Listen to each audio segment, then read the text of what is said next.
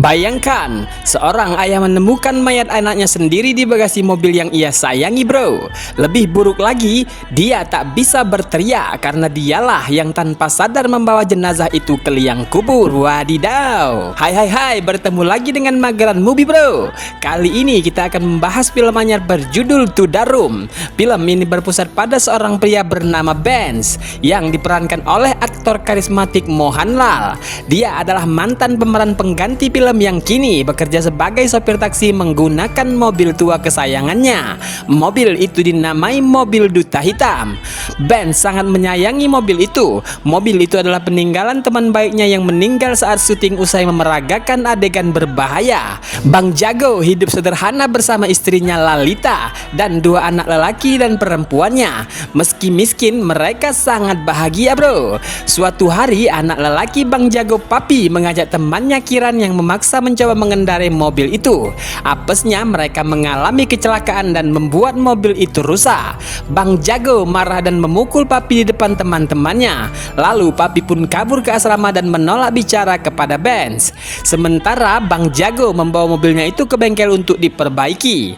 Kemalangan tak sampai di situ. Tak lama setelahnya mobil itu terjaring razia polisi, bro, dan akhirnya ditahan. Dan disinilah awal masalahnya bermula. Dua polisi korup George dan Benny memaksa Bang Jago membantu mereka melakukan kejahatan dengan iming-iming mengembalikan mobil itu kepada Benz secara cuma-cuma. Bang Jago pun akhirnya termakan tipu daya mereka. Awalnya ia tanpa curiga. Ia hanya diminta mengantar ke sebuah acara pernikahan dan menunggu di sana. Lalu sepulang dari sana, para polisi korup itu meminta Bang Jago mengantar mereka ke hutan.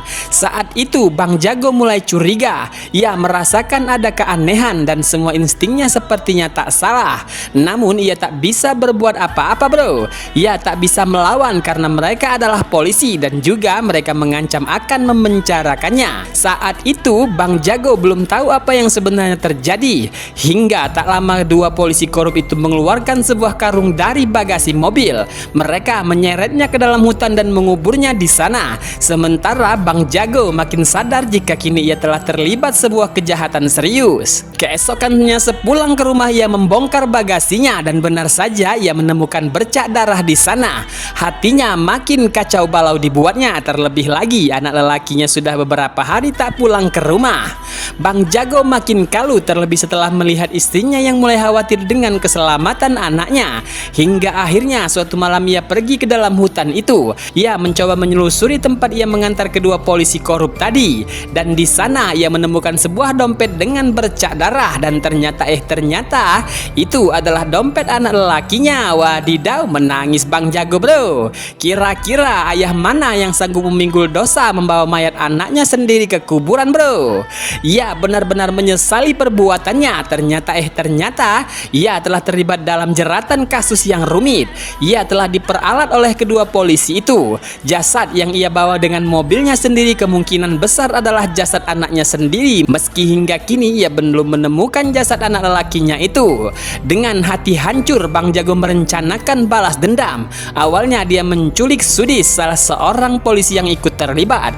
Ia juga menghajar polisi-polisi jahat kiriman George termasuk Benny yang dihabisi dan dikarungi Bang Jago ke dalam mobilnya, sama seperti yang dilakukannya kepada anak si Abang Jago.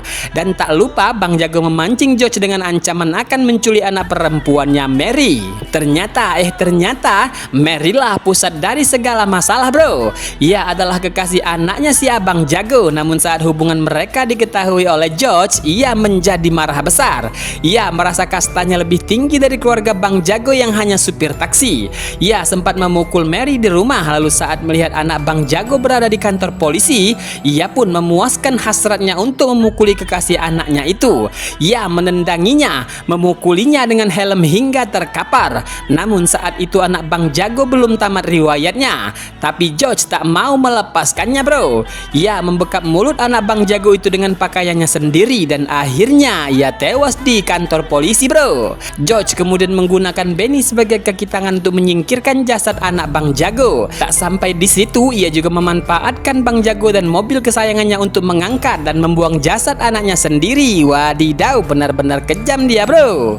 Dia juga menggunakan insiden itu sebagai senjata psikologis untuk menakut-nakuti dan mengancam. dendam. Hingga akhirnya Bang Jago mengambil keputusan balas dendam dan mengakhiri semuanya.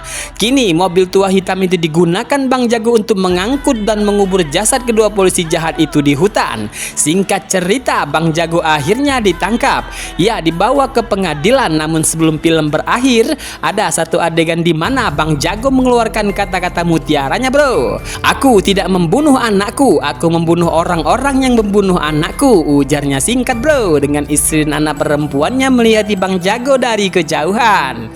Jika kalian diberi pilihan membunuh untuk keadilan atau diam demi hukum, apa yang akan kalian lakukan, bro? Tulis jawabannya di kolom komentar ya, bro. Sampai jumpa di film selanjutnya. Bye bye.